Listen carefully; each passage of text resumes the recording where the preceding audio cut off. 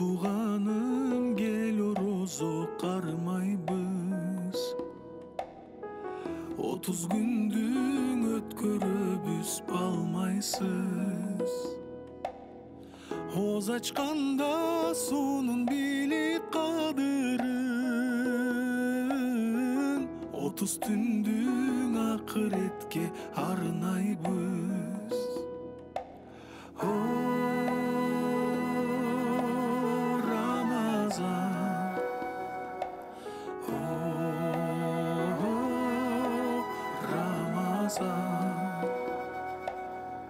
Эрип бүтсүн көңүлдүн кир муздары. Кудай берген мүмкүнчүлүк бул дагы. Куттуу болсун бир жылда бир жылмайган. Кереметтүү бүт айлардын султаны.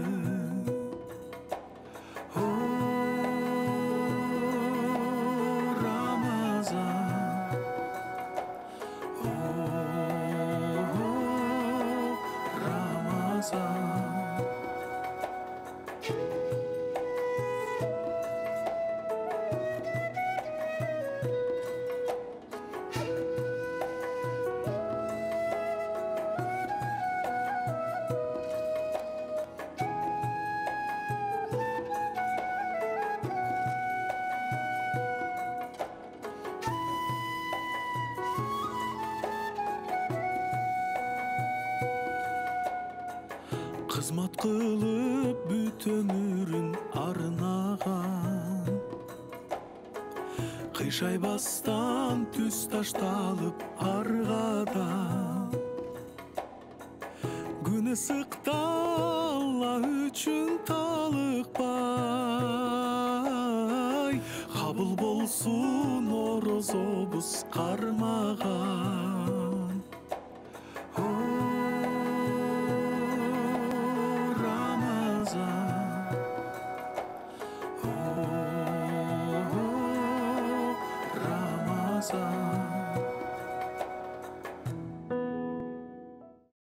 Мечитте имам тамакты ысырап кылбагыла. Аялдарыңар кандай тамак жасаса дагы ысырап кылбай жегиле. Жакпаса дагы мактап жегиле, жакса дагы мактап жегиле, айтор ысырап кылбагыла дейт экен. Бирөө аябай таасирленип, өмүрү аялынын жасаган тамагы жакчу эмес экен, ошол күнү барып туруп аялынын тамагын аябай мактайт экен. Ушундай тамакты мен өмүрү жеп көрө элекмин. Бул тамагың аптан сонун болуп тур, таттуу болуп тур десе, аял айтат экен. Ой, өлүгүн көрөйүн. Өмүр бою берген тамагыңды мактабайсың да, бүгүн кошунадан алып келсем мактап каласың да дейт имиш. Демек, кандай болсо дагы ысырапкерчилик кылбаш керек экен. Бүгүнкү темабыз ысырапкорчулук жөнүндө болмокчу. Ордо Construction Group. Жилой дом Evergreen. Наш дом находится в экологически чистом районе. Рядом имеется парк, школа, детский сад, закрытый просторный двор и паркинг, детская площадка, зона барбекю, видеонаблюдение и фитнес-зал. У нас есть для вас уникальные предложения. Жилой дом Evergreen. Заходи и живи.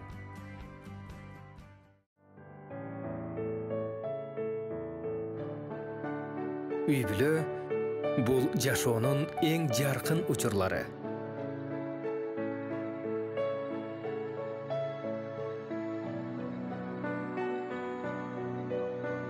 Үй-бүлө бул чексиз кубаныч.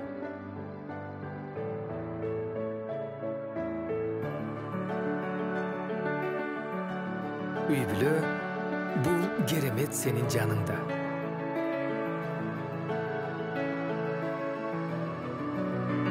Үй-бүлө бул дайыма сүйүү. Белая река. Ар бир үй-бүлөгө кубаныч алып келебиз. Ассалам кайрымдуулук фонду 7 жылдан бери өлкөбүздүн социалдык муктаждыктарын чечүүдө колунан келген жардамын аябай келет. Айрыкча көптөгөн жерлерге суу чыгарып, оорукана, мектеп, фаптарды, жетим жесирлерге үйлөрдү салып берди. Саламаттык сактоо министрлигине гемодиализ аппараттары баштаган бир нече медициналык жабдыктарды алып беришти. Андан сырткары бир нече мечит, медресе, көпүрөлөрдү салып берүү менен аярылуу катмарга гуманитардык жардамдарын, жөлөк пулун берип келишет. Ассалам кайрымдуулук фонду. Кайрымдуулук кайталангыс касиет. Ассалам кайрымдуулук фонду Кыргызстан мусулмандарын ыйык Рамазан айы менен куттуктайт. Адамда жүрөк алсыз. Неге алсыз дейм? Эгер ага заряд берип турбаса, бир күчтүү акылмандардын сөзү, устастардын кеңеши болуп турбаса, адамдын жан дүйнөсү, жүрөгү алсырайт экен. Бүгүнкү мейманыбыз бизге бүгүн абдан сонун сөздөрдү айта турган, жүрөгүбүзгө күч кубат бере турган, адамдардын жакшысы, Кыргызстан Аалымдар Кеңешинин башчысы, баарыбыздын устасыбыз Хабибулла Кадырбердиев. Кош келипсиз. Кармаган орозоңуз кабыл болсун, тилектериңиз кабыл болсун. Дароо эле баштай берели. Ысырап корчулук бул адамды кедейчиликке алып бара турган, текеберликке алып бара турган, көп нерсеге алып бара турган бир жаман бир нерсе экен. Бирок бизге ага бөгөт кое турган жолдор көп экен. Алардын бирөөсү сиздердин акыл насаатыңыздар. Сизге. Бисмиллахир-рахманир-рахим. Алхамдулиллах. Вассалату вассаламу аля расулиллах. Мабад. Биз адегенде жалпы журтчулукту бул бизге жаркырап кирип келген айлардын султаны делинген ыйык Рамазан айы менен куттуктап кетмекчимин. Алла Таала баарыбыздын бул айда жасаган жакшы амалдарыбызды, дуаларыбызды, кармаган орозолорубузду кабыл кылсын. Жакшы теманы көтөрүп чыгыпсыздар. Бул ар бир убакытта, ар бир доордо дайыма олуттуу бойдон калууда. Сиз айткандай бөгөт коюунун түрдүү жолдору болуу менен биргеликте биз молдокелер элге муну айтып, түшүндүрүп, жеткирип беришибиз керек экен. Ысырап деген баарыбызга маалым, бул чектен ашуу, бир нерсени максатсыз коротуу деген маанилерди билдирет. Биздин шариятыбызда, Кур'анда болсун, хадисте болсун, мусулмандарды мындай нерседен тыйып келинген. Эгер буга да карабай менсинип, же болбосо мел көрсүнгө эле мына ушундай ысырапкорчулукту кыла берсе, адам чоң күнөөкөр болуусу мүмкүн деп айтылган. Бул негизи тойлордо же жакшылыктарда көбүнчө ысырапкорчулук болот деп айтабыз да. Бирок адам өлгөндөн кийин деле ысырапкорчулук кылып атышпайбы, мисалы үчүн. Илгери чынында бир жаназа чыккан үйдө суу жуткургула, ызасын бөлүшкүлө, кошуналар тамак келип бериле деген нерсени биздикилер башкача түшүнүп алып, аны ашырып көп ысырапкорчулукка барып атышат да. Ушул жагынан кандай кеңеш бересиз? Бизде журтчулукта, элибизде мына ушундай каныбызга сиңип кеткен жөдөлгөлөр, маарекелер көп. Аны биз тилибизде ысык маареке жана суук маареке деп айтабыз. Ал маркумду акыркы сапарга узатуу менен биргеле биздин тойлорубуз көп. Шариятта тойлордо бир көрсөтүлгөн бир тартип эрежелер жок. Болгону ысырапкерчиликке жол койбой, кедей адам байга теңелбей, колунан келген ихсанын берсин дейт. Ал эми маркумду сапарга узатууга келсек, шариятыбыз муну ийине, жибине чейин тартиптештирип айтып койгон. Андыктан биз маркумду акыркы сапарга узатууда мына ушул эрежелерге баш ийип, өзүнүн тартиби менен аткарсак, бул ошол маркумдарга да, анын артында калган тирүүлөргө да эң ылайыктуусу болот. Мисал, биз той кылсак, келин алабыз, же болбосо кыз чыгарышыбыз мүмкүн. Ошол той кылганда ошол маарекебиздин ээси болот. Мисал, келин алсак, ошол маарекенин ээси биздин уулубуз. Кыз чыгарсак, ошол маарекенин ээси ошол кызыбыз болот, жана башка. Анан ошол маарекени ээсинин каалоосу боюнча, ал ыраазы болгудай деңгээлде өткөрүүгө аракет кылабыз. Болушунча. Келин алып атсак, уулубуз атасына бир канча талаптарды коюшу мүмкүн. Мен баланчанын кызын алам, тойду мындай кылып өткөрөм, менин тоюмду тиги ресторанда өткөрөм, мунусунда өткөрөбүз, тигиндей мындай деген эме менен кой, ушул уулум капа болбосун деп ошонун айтканындай кылабыз. Себеби маарекенин ээси ошол. Кызыбыз да ошондой. Анын сыңарында маркумда Кыргыз сапарга узатуудагы маарекенин ээси ошо маркум. Ошого пайдалуу боло турган жагын карап өткөрүүбүз керек. Бирок тилекке каршы биз бүгүнкү күндө маркумдун пайдасын көздөбөй эле башка тирүүлөрдүн ыраазылыгын издеп калдык. Кой антпесе мел сүйлөйт, мындай кылсам кепке калам, сөзгө калам, салт бар, каада бар дегендей деп биз маркумдун акыретин унутуп калдык. Маркумдарды акыркы сапарга ак жууп, ак кепиндеп, Кудайдын алдына ак жүз менен узатуу дегенде ошол шарият көрсөтүп берген тартип менен узатышыбыз керек. Сиз айткандай, ошол маркум чыккан үйгө барып божанткыла суу бергиле дегенде пайгамбарыбыздын көрсөтмөсү бар. Силер ошол кайсыл бир үйдөн маркум болсо, көзү өссө, ошол маркумдун эң жакындарынын барып көңүлүн алгыла. Силер атаңардан айрылдыңар, же энеңерден айрылдыңар. Мына бул тамакты жеп ал. Өлгөндүн артынан өлүү деген жок. Элиңди бекем байла, сабыр кыл деп алардын көңүлүн көтөрүлө дейт. Биз ушуну тескери түшүнүп алып, ошол маркум чыккан үйдөн барып жууп жешти адат кылып алдык. Бул өтө бир кандай десем бир терс көрүнүш.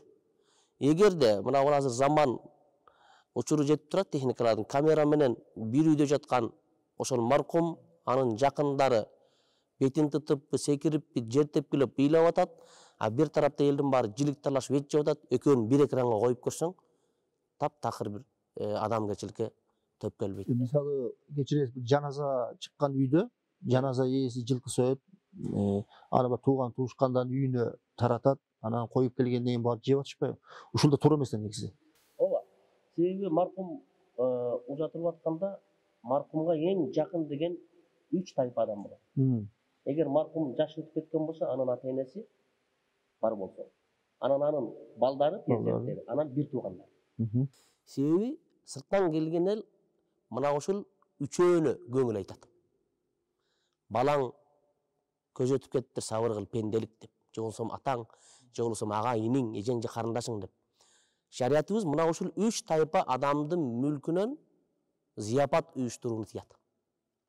Себеби мусибат ээлери ушулар. Булардын мүлкүнөн чыгарып жылкы болобу, кой жылкыны, бир тоок болобу, же болбосо бир кургак суу менен нан коюуга деле шарият тыюу салат. Анан бизде кичине бир мындай бир өзгөртөбүз дешип анан тиги кошунанын үйүндө кылдык, баласын болсо алыскы 20 километр айылда жашайт, бөлүнүп кеткен, боло берет да деп. Андай эмес.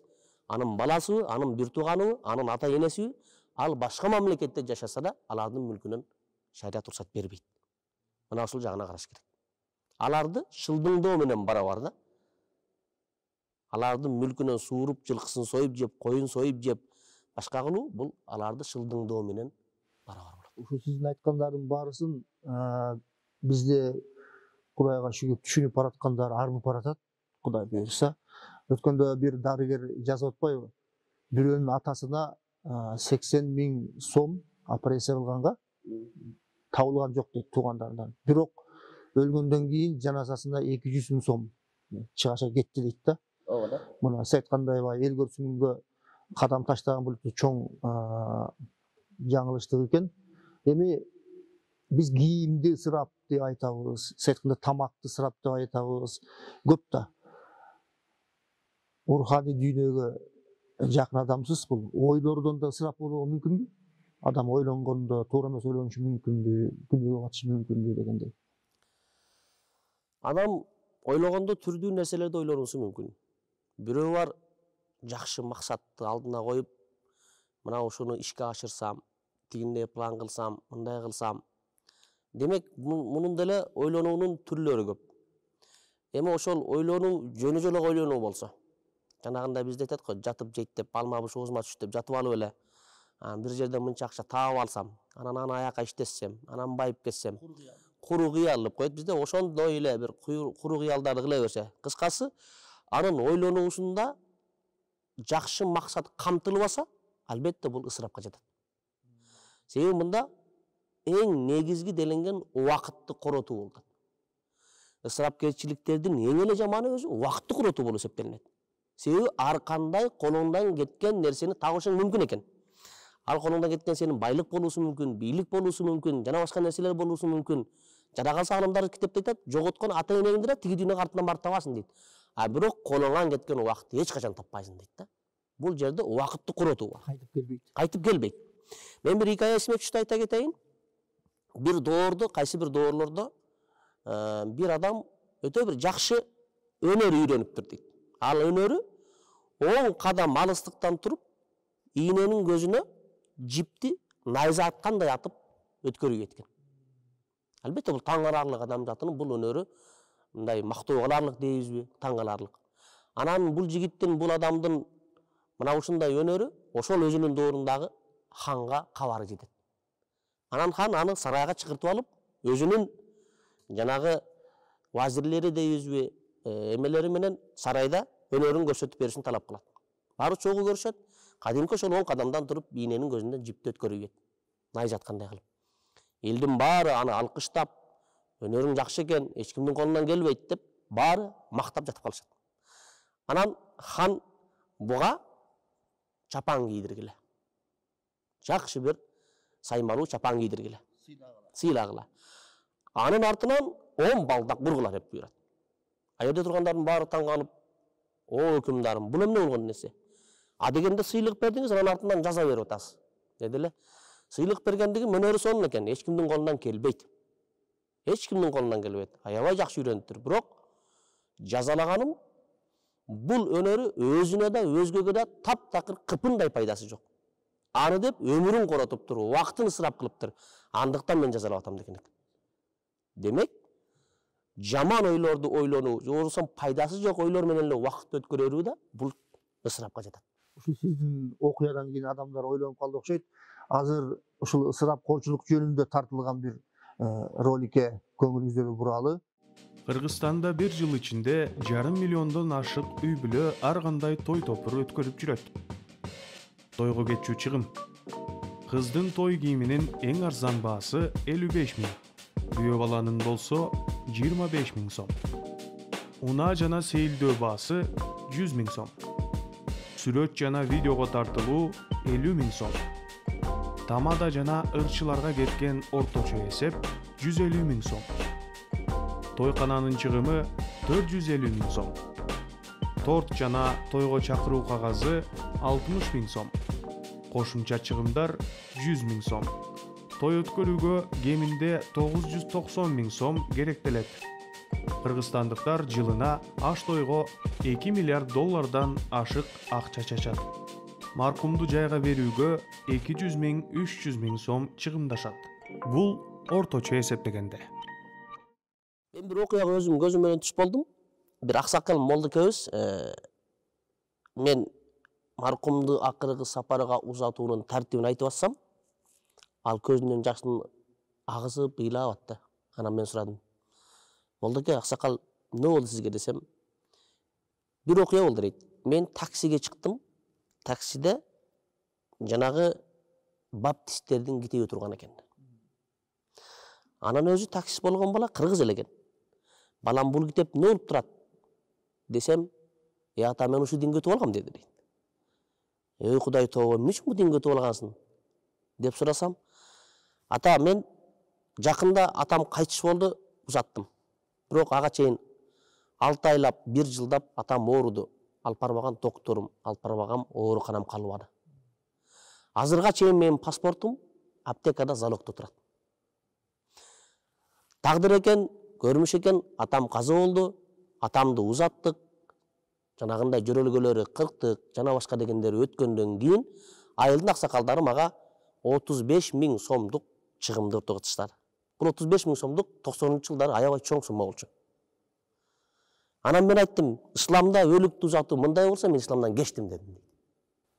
Демек биз мына ушундай жосунсуз жоруктарыбыз менен адамдарды динден жийиркентип туруп атабыз, кайра динге чакырбайчы.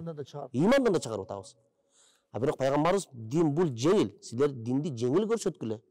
сүйүнчүлөк эле динден адамдар качпасын деген. Ошондой койгон. Құдай бирөөнүн иманынан чыкканына себепкер кылбасын. Ар бир уккан сөзүбүзгө амал кылышты Кудай Таала насип кылсын. Ажыке машинеңиздин маркасы кандай? Өзүмдүн машинам жок, бирок кызматтыкына айдап жүрөбүз. Toyota деп. Toyota дегендейби? Сураган себебим, бир үйдө азыр аялынын машинеси бар, күйөө баласыныкы бар, кээ бирөөнүкү да, кызыныкы бар, өзүнүкү бар дегендейчи. Бир короодо турат. Бу да ысырапкерчилик да. Ысырапкорчулукка жатат да. Эми пайгамбарыбыздын бир хадиси бар. Мусулмандарга жакшы күмөндө болгула дейт. Жакшы күмөндө бололу эми. Чындап ошондой ар бирөөнүндө бирден ак тулпардын болуусу ошого муктаждык болсо, анда бир жөн. Муктаждык бар ошого, эч бир арга жок. Ошону унааны минип кызматтык башка эме кылбаса, анын жашоосу тиричилиги өтпөйт. Анда башка маселе. А бирок жөн эле эл көрсүнгө, мына көрүп койгула, менин байлыгым ушундай. Мен деген өзүм бул маркадагы автоунааны айдасам, жубайым мындай кылат, баламда мындай, кызымда мындай бар деп мактануш үчүн болсо, бул арам. Андан башка сартпай турган жерлер толтура. Демек, Кудай Таала берген мүлктү, неъматты, байлыкты туура жолго сарптабаса, ал ысырап болот. Туура жолго сарптабаса, демек анын шүгүрүн келтирбеген да болуп эсептелинет. Андыктан мына ушундай максатта болгон болсо, биз муну айтабыз, толук ысырап деп. Ысырапкорчулук жөнүндө айтып атканда, сиз азыр шүгүр деген сөз дагы айтылып кетти. Мен бир суроо бергим келип атат да. Кудайга шүгүр дейбиз да. Ушуну чындап Кудай кабыл ала тургандай кандай шүгүр кылсак болот? Кээ бирөө айтат, тил менен айтыш керек, анан кыймыл аракет менен дагы далилдеш керек дегендей бир маселе бар да. Шүгүр деген сөз араб тилинде эки сөз менен айтылат. Шүгүр анан хамд деп айтылат. Биз көбүрөөк ошол шүгүр деген сөздү айтабыз, бирок шүкүр деген сөз араб тилинде да бар, колдонулат. Ал шүкүр деген сөз Кудай Тааланын берген жакшылыктарына шүгүр кылуу. Бизге ден соолук неъматын берди Кудай Таала. Ага шүгүр кылышыбыз керек. Сиз айткандай, анын шүгүрү кандай болот? Эй Кудайым, мага ден соолук бердиң, менин бүт 12 мүчөмдү соо кылдың. Өзүңө рахмат деп койсо боло берет. Жок. Ошол сага берген ден соолукту туура жолго колдо. Кудайдын кулчулугун аткар. Ошондо анын шүгүрү аткарылган болот. Кудай Таала сага байлык берди, ошонун байлыгын кайыр садакасы менен, кайрымдуулугу менен, зекет үшүрү менен алып бар, ошол шүгүрү болот. Ал эми хамдтын мааниси болсо, Кудай Таала бизге берген да, бербеген да нерселерге да Кудайга мактоо айтабыз. Мисалы үчүн адамдардын жашоосу түрдүүчө. Бирөө бар колунда бар, бирөө бар кедей, бирөөнүн ден соолугу чың болсо, экинчиси майып. Жана башка абалдары түрдүүчө. Биз жашообуз кандай гана абалда болбосун, ошон үчүн Кудайга мактоо айтуу, алкыш айтуу милдетибиз. Себеби бизге ошондой жашоо ылайыктуу болгондугу үчүн Кудай Таала бизге ошол жашоону берип атат. Мисалы үчүн биздин колубузда жок кедейбиз, зекет үшүр бербейбиз. Биз ушуга шүгүр кылалы, бай болуп калбаганыбызга. Эмне үчүн? Эгерде Кудай Таала бизди бай кылып койгондо, балким үшүрүн, зекетин бере албай күнөөкөр болмокпуз. Көтөрө албай калып. Демек, адамга кайсыл жашоо ылайыктуу экендигин бир гана Кудайдын өзү жакшы билет. Ошону бердиби? Демек, биз ошого шүгүр кылсак, ошого Аллага мактоо айтсак, биздин ошол жашообуз Кудай каалагандай жакшы болуп барып, жакшылыкка өзгөрөт. Биз эч качан жашообузга нааразы болбошубуз керек. Менин этегим жерге жетпей атат, бирим эки болбой атат деп колуңда жоктугуңа наалый берсең, ал жашооң оңолбойт. Себеби сен жаратканга нааразы болуп атасың, жараткан сенин жашооңду артка тартып берет кайра. Эгер шүгүр кылып барсаң, пайгамбарыбыз антишкен, сенин жашооң оңолот. Кудай Таала Кур'анда айтат: "Ва ин шакартум ла азиданнакум", эгер силер шүгүр кылып бара берсеңер, мен өзүмдүн жакшылыктарымды силерге көбөйтүп бара берем. Ошон үчүн биз шүгүр кылышыбыз керек. Ал эмне болот? Жашообуз жакшы жакка нугуна, жакшы нукка бурулуш үчүн сөзсүз бизге шүгүр шарт. Алла разы болсун. Шүгүр кылсаңар арттырып берем, берекесин берем деген Кудайдын сөзү бар да. Анан менин бир акын досум тамаша кылат да, казак досумчу. Менин экинчи колуктум жок, бирок Кудай Таала шүгүр кылсаңар арттырып берем деген экен. Биринчи колуктума шүгүр кылып жүрөм, качан арттырып берет күтүп жүрөм дейт да тамаша катары. Кудай Таала баарыбызды шүгүр кылган, кайсы жакшылыкты берсе, ошого шүгүр кыла турган инсандардан кылсын. Шүгүр кылсак Кудай Таала берет экен, кейбеш керек экен. Биздин да ата-бабалар деле ырылдарында айтат, мисалы Барпакын айткан, 2 жилик эт жесең, бири каргыш, бири май, 2 агайын туугандын, бири кедей, бири бай, жанашаң 2 өзөндүн, бири токой, бири сай, жашыбаш керек турмушта жаратылыш ушундай. Жаратылышты Кудай Таала берген тагдырды. Ушу тагдырда берген бардык неаматтарды биз кабыл алып, жамандыкка да, жакшылыкка да шүгүр кылып жашайлы. Азыр эми сизге эркин микрофон берейин. Орозодо турабыз. Жүрөгүңүздөгү жалпы элге айта турган бир кеңешиңиз, байтын дубаңызбы айтсаңыз. Биз мына ыйык айда турабыз, Рамазан айында. Ушул айда темабызга байланыштуу ысырапкерчиликти жоюу боюнча көп бир көрсөтмөлөр бар. Бул айда убакытты канимет билип, көбүрөөк Кудайга ибадат кылып өткөрөйлүк. Убарат менен убакытты ысырап кылбоону үйрөнөлү. Ачка болгон мезгилде, ток болгон мезгилде тамактын, жер жемиштердин кадырына жетели. Бул айда аткарылган амалдар башка айда аткарылган амалдардан аябай көп эселенip сооп берилет. Туугандар менен болгон мамилелерди күчөтөлү.